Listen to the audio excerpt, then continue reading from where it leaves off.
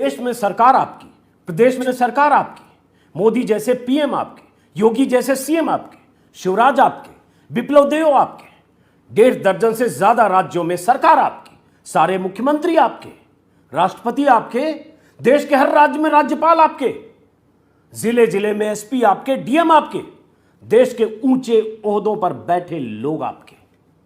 फिर भी आपको डर लगता है, फिर भी आपको लगता है हिंदू खतरे में है। मोदी मीडिया आपका, गोदी मीडिया आपका, मोदी और शाह की सत्ता में बैठे सारे चेहरे आपके, संतरी आपके, मंत्री आपके, नौकरशाही में सारे मोहरे आपके, गोस्वामी और चौधरी जैसे एंकर, रिपोर्टर और संपादक आपके। फिर भी आपको डर लगता है, फिर भी आपको लगता है हिंदू खतरे में है। 125 करोड़ की आबादी वाले मुल्क में 100 करोड़ आबादी आपकी, फिर भी आपको डर लगता है। यह डर आपके भीतर कौन पैबस्त कर रहा है?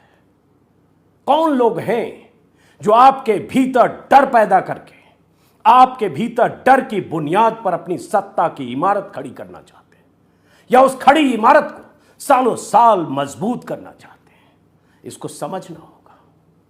शहरों और कस्बों में, गलियों में मुसलमानों के खिलाफ जहर उगलते भगवाधारी आपके, छोटे बड़े शहरों में हिंदुत्व के नाम पर, हिंदू के नाम पर खतरे में हिंदू के होने की बात कहकर हिंदू पंचायत करने वाले संत और महंत आपके, मुसलमानों के खिलाफ जहर उगलने वाले मंडलेश्वर, महामंडलेश्वर और मंदिर के मठाधीश आपके, दिल्ली से लेकर हरिद्वार और प्रयाग से लेकर देश के अलग अलग शहरों में हिंदू पंचायत बुलाकर, धर्म संसद बुलाकर मुसलमानों को काटने, मारने, पीटने, सबक सिखाने की बात करने वाले, ललकारने वाले महंत आपके, भगवाधारी आपके, फिर भी आपको डर लगता है।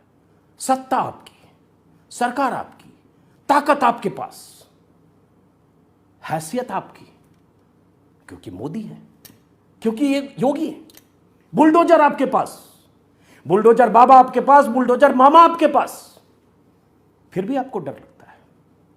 क्या आपको डराया जा रहा है, या आपके भीतर नफरत इस कदर पैबस्त करने की कोशिश हो रही है कि आप इंसान तो रहे नहीं, आप एक नफरती हिंदू में तब्दील हो जाए, एक ऐसा पुतला बन जाए जिस पुतले के लिए योगी और मोदी की सत्ता किसी भगवान और परमेश्वर से कम नहीं, और जो भी उससे असहमत है, और अगर वो मुसलमान है तो सिर्फ नफरत के काबिल है, उसको इस मुल्क में रहने का हक नहीं। यही तो आपको सिखाया, बताया, दिखाया, समझाया जा रहा है। इसलिए आप किसी को पाकिस्तानी, किसी को देश का दुश्मन, किसी को देशद्रोही, किसी को कुछ कहते हैं।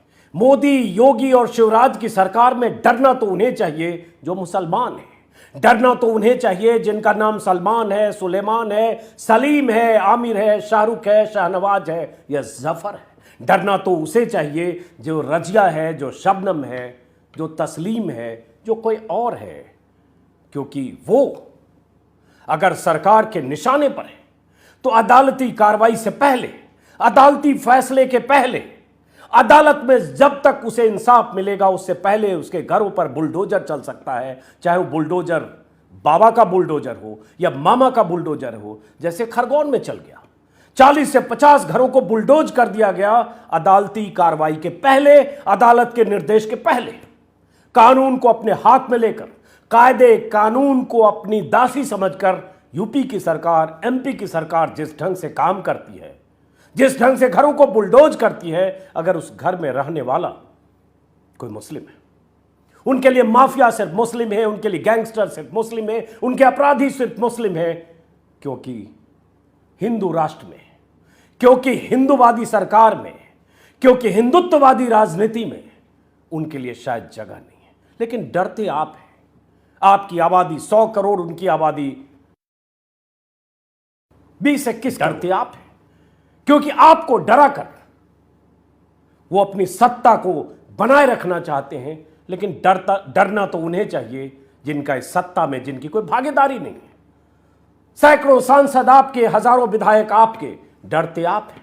लेकिन जिनकी आवाज कहीं सुनी भी नहीं जाती, जो सलाखों के पीछे सालों साल छोटे मोटे आरोपों में रहते हैं, जिन्हें जमानतें नहीं मिलती, डरना तो उन्हें चाहिए इस सत्ता से, लेकिन डरते आप हैं, क्योंकि आपको डराने से उनकी सत्ता मजबूत होती है, जिनका नाम है मोदी, योगी, शिवराज और ऐसे और तमाम। फिलहाल दोस्तों, अपने गिरेबान में जरूर झांकिएगा कि देश ये कहां जा रहा है। संविधान से चलने वाला देश, बाबा साहब अंबेडकर के विधान से चलने वाला देश किस तरह से चल रहा है, कायदे कानून क्या मायने रखते हैं इस देश के लिए, और किस तरह से नागरिक अधिकार का हनन होता है अगर वो मुसलमान है। मैं जानता हूं इस वीडियो के बाद गालियां मुझे भी पड़ेगी, इस वीडियो के बाद तमाम लोग मुझे भी मुस्लिम परस्त, पाकिस्तानी और न जाने क्या क्या कहेंगे। कोई फर्क नहीं पड़ता, क्योंकि आवाज तो उठनी चाहिए, और यह आवाज तब तक उठेगी जब तक कहीं नाइंसाफी होगी, भले उसकी कीमत किसी को चुकानी पड़े। कभी आप चुकाएंगे, कभी मैं चुकाऊंगा, कभी कोई और चुकाएगा। फिलहाल इस वीडियो को खत्म करते हैं दोस्तों, फिर मुलाकात होगी किसी और वीडियो में। लेकिन इस वीडियो को देखने के बाद अगर आप एक इंसान हैं तो इंसान के नजरिए से सोचिएगा, इंसान की तरह से सोचिएगा, कट्टरपंथी, कट्टरवादी, मोदीवादी, कट्टर हिंदू के नजरिए से नहीं। और कट्टर शब्द को अलग करें तो हिंदू वो नहीं होता जो हिंदू इस दौर में नफरत के पुतलों में तब्दील हो